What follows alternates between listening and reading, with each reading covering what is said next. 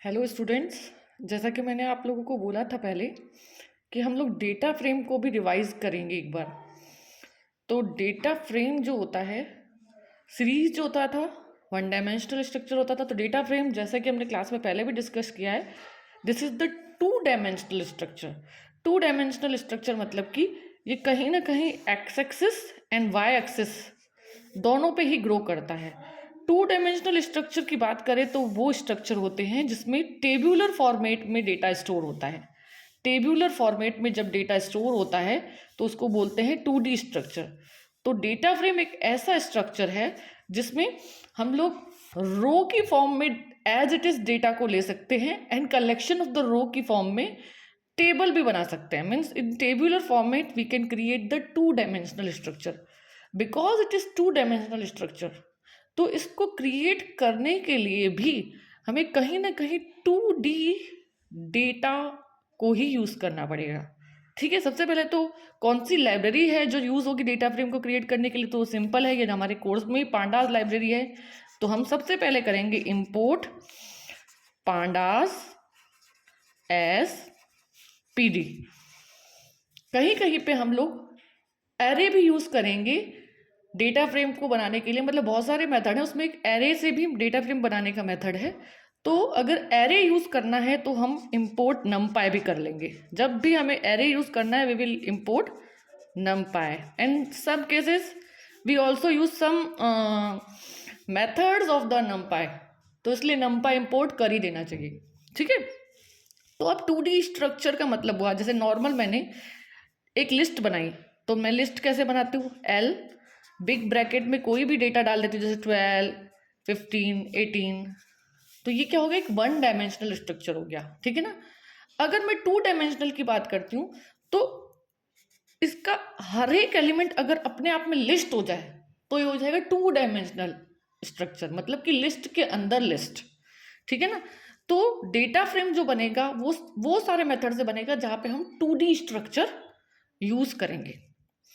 तो हम data frame कौन कौन से मेथड से बना सकते हैं? बेसिकली डेटा फ्रेम बन सकता है हमारा फर्स्ट लिस्ट ऑफ लिस्ट से,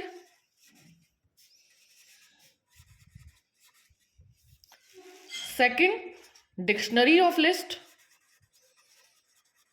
ये डिक्शनरी जो है ना वो डेटा फ्रेम का मास्टर है।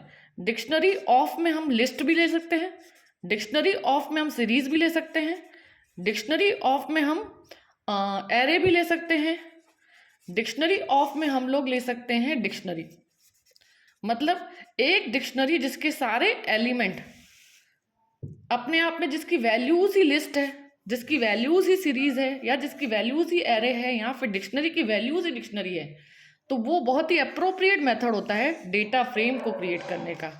आगे हम पढ़ते हैं कि यहीं पर, ये मैंने पहले से लिख रखा है, इसको काट देते हैं। तो यहीं पर अगर मैं बात करूं कि तीसरा मेथड क्या हो सकता है डेटा फ्रेम को क्रिएट करने का, तो हम क्रिएट करेंगे data frame using the CSV file, comma separated values और TXT फाइल से। ठीक है ना। तो अब और यस हम नमपाई एरे से भी यूज करने वाले हैं, पर नमपाई में हम डिक्शनरी यूज करेंगे। ठीक है।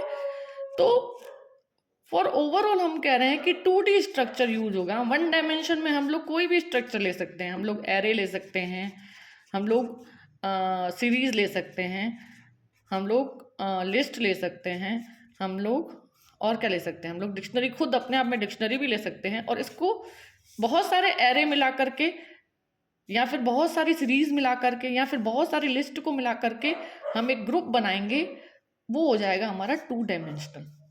ठीक है ना, क्योंकि ये अपने आप में तो 1D स्ट्रक्चर है ना। जो पहली बार पढ़ रहे हैं उनको अलग लगेगा अभी, नहीं तो जो पहले पढ़ चुके हैं उनको इतना तो क्लियर होगा ही। ठीक है। तो अब हम पहला जो लिस्ट ऑफ लिस्ट कैसे बनती है, data frame creating list of list. ठीक है, तो इस पेज को हम एक शॉर्ट फॉर्म में मैं बताऊंगी तुम्हें डेटा फ्रेम क्रिएट करना कैसे है। ठीक है। तो सबसे पहले हम एक लिस्ट ऑफ लिस्ट, L नाम की, L2 नाम की लिस्ट ऑफ लिस्ट बना देती हूँ मैं। L2 लिस्ट ऑफ लिस्ट मतलब कि इसका हर एक एलिमेंट अपने आप में लिस्ट है। तो ये फर्स्ट एलिमेंट हो गया इसका रोल नंबर, दूसरा एलिमेंट मैंने यहाँ पे बना दिया इसकी ग्रेड्स, अलग अलग ग्रेड्स है। छोटा सा पेज है इसलिए छोटी सी मतलब जगह लेकर के ही मैं इसको सॉल्व करने की कोशिश कर रही हूँ, और इसका लास्ट में मैंने इसको लिस्ट ऑफ लिस्ट को क्लोज कर दिया, देखो बिग ब्रैकेट से। तो मतलब ये एक लिस्ट है L2 नाम की, यहाँ से यहाँ तक खत्म हो रही है। इसका पहला एलिमेंट ये रहा, और दूसरा एलिमेंट इसका क्या है, ये है। तो लिस्ट के जब एलिमेंट अपने आप में लिस्ट है तो लिस्ट ऑफ लिस्ट है। डेटा फ्रेम क्रिएट करने के लिए जो मेथड यूज होता है वो अच्छे से देख लो, डेटा और फ्रेम का भी F कैपिटल, ये चीज याद रखना जरूरी है। तो ये डेटा फ्रेम मेथड है, ये किस पे कॉल होता है, ये पांडास लाइब्रेरी के वेरिएबल पे। देखो हमने जो पहले लिया था पांडास का, इंपोर्ट पांडास एज पीडी, इस पीडी डॉट करके डेटा फ्रेम का मेथड कॉल होता है। तो PD dot data frame method हमने बना लिया, ठीक है ना। अब इसमें हम पास करेंगे इसको L2 को। तो L2 को जैसे ही पास करेंगे, डेटा फ्रेम मेथड यूज कर लिया हमने, तो इससे बन जाएगा हमारा D में हमारे पास क्या आ जाएगा, डेटा फ्रेम आ जाएगा। अब यहाँ पे कोई भी इंडेक्स नहीं है हमारे पास। देखो जब भी हम डेटा फ्रेम बनाते हैं, जो मैंने पहले टेबुलर स्ट्रक्चर बनाया है, तो यहाँ तो रो का, ये रोज है, इनका इंडेक्स डिफॉल्ट इंडेक्स होता है 0 1 2 3, है ना, जैसे सीरीज में था। ये कॉलम है, इसका डिफॉल्ट इंडेक्स होता है 0 1 2, ठीक है ना। तो यहाँ पे डेटा फ्रेम में दोनों ही चीजें आएंगी, एक तो आएगा इंडेक्स और एक आएगा कॉलम्स, NS, ठीक है। तो हम लोग ये L2 जो पास करेंगे तो क्या है, डेटा है। इसके साथ साथ हम इंडेक्स से इंडेक्स भी चेंज कर सकते हैं। डिफॉल्ट इंडेक्स क्या है, डिफॉल्ट इंडेक्स है 0 से लेकर के n-1, और कॉलम्स भी डिफॉल्ट किससे स्टार्ट होते हैं, 0 से। तो अगर अभी मैंने कुछ पास नहीं किया तो डेटा फ्रेम कुछ इस तरह से बनेगा मेरे पास, ठीक है। यहाँ पे डेटा फ्रेम बनेगा हमारे पास, फर्स्ट तो ये वाली रो हो गई हमारी 1 2 3,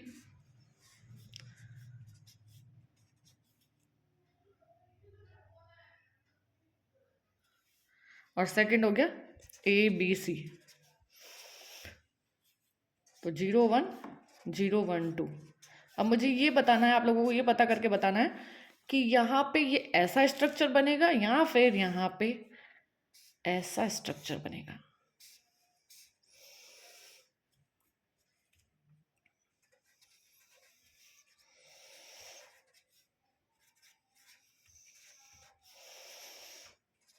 यहाँ पे ये जो डिफॉल्ट है ये क्या है, कॉलम्स, और ये क्या है, रो। हम पहले बेसिक्स की बात करते हैं, फिर उसके बाद बात करेंगे हम लोग कि किस चीज़ से रो बनता है, किस चीज़ से कॉलम बनता है। तो सबसे पहले हमने क्या बनाया, लिस्ट ऑफ लिस्ट से बनाया है, क्या बनाया है, डेटा फ्रेम। नेक्स्ट है हमारा डिक्शनरी से बनाना। तो डिक्शनरी कैसे बनाई जाती है, डिक्शनरी बनाई जाती है कर्ली ब्रेसेस से, सबसे पहली बात। अब मैंने बोला कि डिक्शनरी जो होती है, ये डिक्शनरी ऑफ लिस्ट भी ले सकते हैं हम, डिक्शनरी ऑफ सीरीज भी ले सकते हैं हम, और डिक्शनरी ऑफ एरे भी ले सकते हैं हम, और डिक्शनरी ऑफ डिक्शनरी भी ले सकते हैं डेटा फ्रेम को बनाने के लिए। तो सबसे पहले मैं डिक्शनरी ऑफ लिस्ट बनाती हूँ। तो मैंने सबसे पहले ले लिया ये रोल नंबर, कॉलन, यही सेम मैं एग्जाम्पल ले रही हूँ मैं। इसका वैल्यू क्या हो गया, लिस्ट, ये हो गया डिक्शनरी ऑफ लिस्ट। दूसरा क्या है हमारा ग्रेड, ये इरेज कर देती हूँ मैं एक बार, ग्रेड, यहाँ पे मैंने कॉलन लगा दिया, और फिर ग्रेड्स कौन सी है हमारे पास, ये लिस्ट बन गई ग्रेड की A B एंड C, ठीक है ना। तो ये हो गया, ये पहले वाला एग्जाम्पल की तरह। देखो पहले क्या लिया, 1 2 3 और ABC, ये क्या थी, लिस्ट थी। तो इसमें यहाँ पे इनको कुछ नाम नहीं दे सकती मैं, क्योंकि ये लिस्ट है। अब यहाँ पे क्या है, डिक्शनरी है। डिक्शनरी का फॉर्मेट क्या होता है, की एंड वैल्यू की फॉर्मेट में होता है डिक्शनरी। तो डिक्शनरी में की क्या दे दी मैंने, रोल नंबर, और उसकी वैल्यूज क्या दे दी, 1 2 3। यहाँ पे सिंगल वैल्यूज देते थे पहले तो हम, ठीक है ना, 11th क्लास तक तो हम सिंगल वैल्यू देते थे, रोल नंबर 1 दे दिया सिर्फ। अगर डिक्शनरी की वैल्यू अपने आप में लिस्ट है तो वो डिक्शनरी ऑफ लिस्ट हो गया, ठीक है ना। और ग्रेड, देन इसकी वैल्यूज क्या हो गई, ABC। तो ये तो हो गया एक तरह से हमारा डिक्शनरी ऑफ लिस्ट क्रिएट हो गया। इसी तरह से डिक्शनरी ऑफ, अगर मैं चाहूँ डिक्शनरी ऑफ एरे क्रिएट करें या series, dictionary of array create करना है तो सबसे पहले एरे बनाना पड़ेगा बेटा, और डिक्शनरी ऑफ डिक्शनरीज पहले कर लेते चलो हम। तो डिक्शनरी ऑफ डिक्शनरी क्रिएट करना है तो हमने वैसे ही क्या लिखा था यहाँ पे, रोल नंबर, ठीक है ना। इसकी वैल्यू अपने आप में क्या है, डिक्शनरी है, वैल्यू अपने आप में इसमें क्या है, डिक्शनरी है। तो स्टू1 1 रोल नंबर, स्टूडेंट2 2 रोल नंबर, स्टूडेंट3 3 रोल नंबर। ये तो हो गया फर्स्ट, डिक्शनरी के अंदर डिक्शनरी है ना। और दूसरा हो गया, हमने क्या लिया था, सॉरी ग्रेड ली थी हमने, ग्रेड।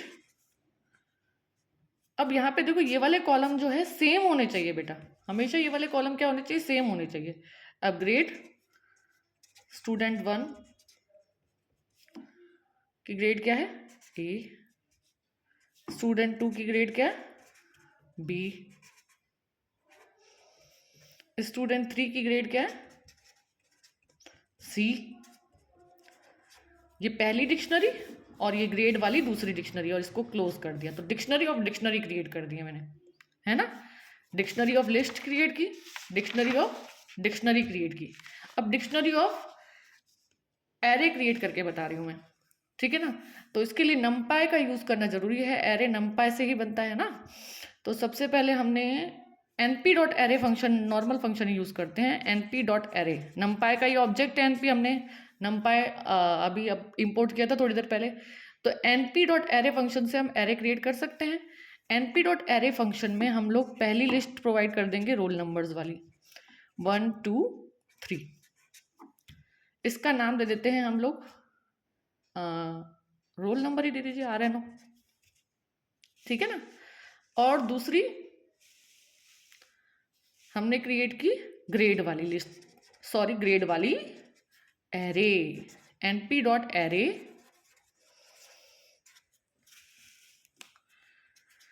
A B C। यहाँ पे भी मैंने इसके एरे फंक्शन के अंदर लिस्ट ही पास की एक तरह से, ठीक है ना। तो ये हो गया RNO और ग्रेड, दो नाम की क्या हो गई, क्या हो गई, ये एरे।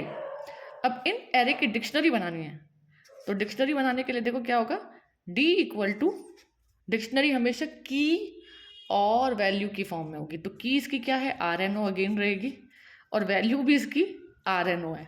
अब देखो वैल्यू और की में फर्क देखो मैंने कैसे किया है, और ऐसे ही होगा, मैंने क्या किया, ऐसे ही करना पड़ेगा। RNO क्या है, एक फिक्स्ड वैल्यू है, तो इसलिए डबल कोट्स में लिखी है। ये वाला RNO क्या है, एक एरे का वेरिएबल है, तो इसको विदाउट डबल कोट लिखा है, ठीक है ना। इसका दूसरा भी नाम भी लिख सकते थे आप, यहाँ पे R1 लिखते तो यहाँ पे R1 लिख सकते थे, ऐसा कुछ नहीं है, ये तो वेरिएबल का नाम है।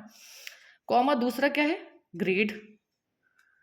यहाँ पे अगर आप इसका कुछ अलग लेबल देना चाहते हैं तो ग्रेड ऑफ स्टूडेंट भी लिख सकते हैं, कि बेटा अप टू यू होता है।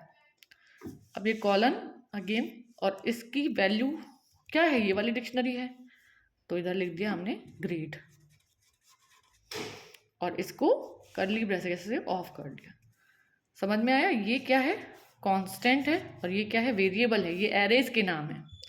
तो ये डिक्शनरी कैसी हो गई, डिक्शनरी ऑफ एरेज। दो एरे हैं इसमें, कौन से, RNO नाम की और ग्रेड नाम की। इसके नाम अगर आपको कंफ्यूजन हो रहा है तो मैं इसका नाम कर सकती हूँ R1, और ग्रेड वाली एरे का नाम कर सकती हूँ G1। अब देखो मैं कैसे लिखूंगी, D इक्वल टू RNO, और इसकी एरे कौन सी है, R1, और दूसरा क्या है, ग्रेड, ये की है, और इसकी एरे कौन सी है, G1। अब ठीक है, अब कंफ्यूजन दूर है। तो ये बन गया डिक्शनरी ऑफ एरे, ठीक है ना। ये 3 डिक्शनरी मैंने बनाई है, dictionary of list, dictionary of dictionary, and dictionary of arrays. अब नॉर्मल है, डेटा फ्रेम कैसे बनेगा, DF equal to PD dot data frame, D capital F capital data frame, और उसमें पास क्या करना है हमको, ये वाला D पास कर लो, या ये वाला D, मतलब ये अलग अलग प्रोग्राम है, ठीक है ना। तो अब हम लोग चाहे तो इसको अलग अलग नाम भी दे सकते हैं। आप इसको D नाम दे दिया हमने, इसको D1 दे दिया, और इसको D2 दे दिया। तो जब आप यहाँ पे D पास करोगे तो डिक्शनरी ऑफ लिस्ट से बन जाएगा डेटा फ्रेम डीएफ। अगर आपने DF equal to PD dot data frame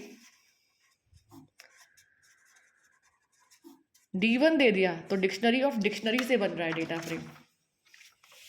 और अगर आपने दे दिया DF equal to PD dot data frame,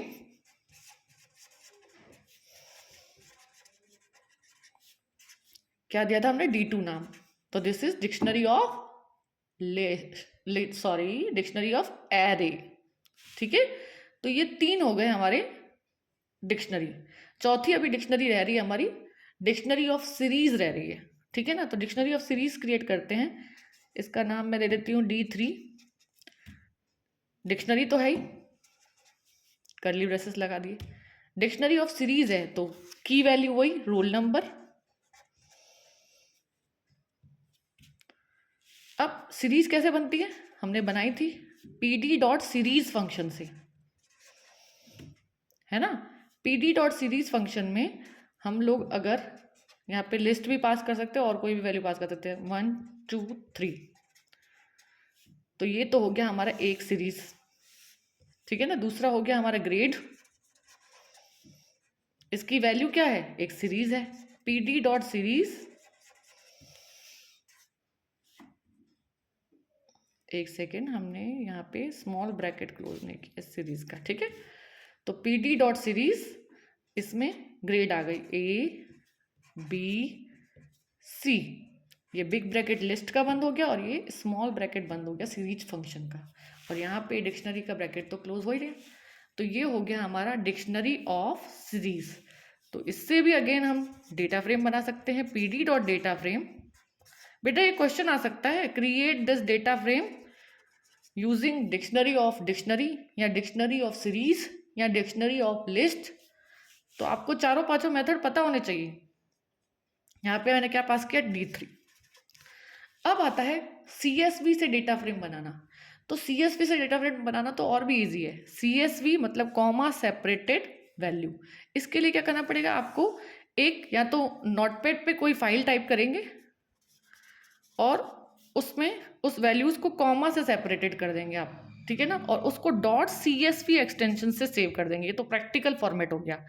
आपको एग्जाम में थ्योरी में प्रैक्टिकल फॉर्मेट तो पूछेंगे नहीं, आपको जो मेथड यूज करना होता है CSV से डेटा फ्रेम को बनाने के लिए, that method is read CSV। और फिर इस ब्रैकेट के अंदर आपको उस CSV फाइल का पाथ देना होता है बेटा। तो इससे डेटा फ्रेम हमारे पास आ जाएगा DF में। इसी तरह से टेक्स्ट फाइल से अगर बनाना है, TXT फाइल से बनाना है, तब भी हम लोग कर सकते हैं DF equal to PD dot read CSV से ही बन सकता है। टेक्स्ट फाइल से भी अगर बनाना है डेटा फ्रेम तो रीड CSV मेथड से ही बनेगा। बट यहाँ पे आपको टेक्स्ट फाइल का पाथ देना पड़ेगा प्लस SCP सेपरेटर देना पड़ेगा कि आपने टेक्स्ट फाइल में क्या सेपरेटर यूज किया है। टेक्स्ट फाइल में जनरली हम स्पेसेस देते हैं वर्ड्स को सेपरेट करने के लिए, तो सेपरेटर स्पेस रखना पड़ेगा। अगर आपने उसको वर्ड्स को सेपरेट करने के लिए कॉमा यूज किया है तो कॉमा लिखना पड़ेगा। तो रीड CSV मेथड से ही CSV फाइल से डेटा फ्रेम बन सकता है और किससे बन सकता है, टेक्स्ट फाइल से भी डेटा फ्रेम बन सकता है। तो ये तो डेटा फ्रेम बनाने के तरीके हो गए। अब इसके एट्रीब्यूट सुन लो एक बार, फास्ट में हम लोग एट्रीब्यूट कर लेते हैं, उसके बाद हम लोग एसेसिंग एलिमेंट वगैरह की नेक्स्ट वीडियो बनाएंगे। तो एट्रीब्यूट्स में सबसे पहले एट्रीब्यूट आता है डेटा फ्रेम का, आता है index attribute. DF dot index अगर मैं लिखूंगी तो इस डेटा फ्रेम का इंडेक्स डिस्प्ले होगा। इंडेक्स का मतलब रोज डिस्प्ले होगी। ठीक है ना, तो इंडेक्स मेथड किस लिए यूज होता है, to return the array of indexes. ठीक है, नेक्स्ट मेथड आता है DF डॉट वैल्यूज। ये क्या डिस्प्ले करेगा, return the array of values. ठीक है, अब DF डॉट कॉलम्स भी आता है। कॉलम्स क्या, कॉलम नेम रिटर्न करता है। अच्छा, हम लोग ये चीज अभी एक डिस्कस करना भूल गए। हम लोग डेटा फ्रेम बनाने से पहले जैसे DF PD dot data frame कर रहे थे, सॉरी ये बिग आएगा डेटा फ्रेम। तो यहाँ पे हम लोग सिर्फ अभी तक क्या कर रहे थे, डेटा पास कर रहे थे। इस डेटा में हम लोग पास कर रहे थे list of list, dictionary of list, या फिर dictionary of array, dictionary of series, जो भी डेटा हम पास कर रहे थे। अगर इसमें इंडेक्सेस अगर आपको चेंज करने हैं तो उसके लिए मेथड यूज होता है, सॉरी आर्ग्यूमेंट यूज होता है इंडेक्स। अब यहाँ पे आप इंडेक्स की दे सकते हो, ठीक है ना। इसी तरह से कॉलम्स अगर चेंज करने हैं एक्सप्लिसिटली तो कॉलम्स नाम का एक वेरिएबल यूज कर सकते हो, कॉलम्स, और ये इस तरह से दे सकते हो कॉलम्स, ठीक है। तो this is the method to change the index as well as columns to give the index name and columns name using the data frame method, ठीक है। अभी हम एट्रीब्यूट पढ़ रहे थे, तो इंडेक्स, वैल्यूज, कॉलम्स एट्रीब्यूट होते हैं। इसके अलावा एक्सेस होता है। एक्सेस बेटा क्या करता है, दोनों एक्सेसेस, मतलब एक्स एक्सेस और वाई एक्सेस, एक्स एक्सेस और वाई एक्सेस में जो इसकी वैल्यूज हैं उसको प्रिंट करता है, ठीक है। इसके बाद आता है एंडिम। एंडिम हमेशा रिजल्ट देगा डेटा फ्रेम में 2, क्योंकि डेटा फ्रेम का डायमेंशन क्या होता है, 2 होता है, ठीक है। उसके बाद आता है हमारा method df dot size. Size क्या देता है, number of elements in data frame, number of elements in data frame. इसके बाद आता है df डॉट शेप। शेप क्या देता है, शेप देता है इसकी डायमेंशन कितनी रोज है, number of rose and number of columns, number of rose comma number of columns. df dot empty method होता है, अगर पूरा का पूरा डेटा फ्रेम एम्प्टी है तो इट विल रिटर्न ट्रू,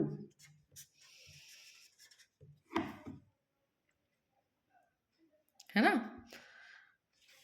और मैं इसको एलैबोरेटेड फॉर्म में नेक्स्ट वीडियो में बताऊंगी कि हम लोग एक एग्जांपल लेके सॉल्व करेंगे कि किस तरह से इसके सारे एट्रीब्यूट यूज होते हैं, ठीक है। Thank you students, hope you will like the video.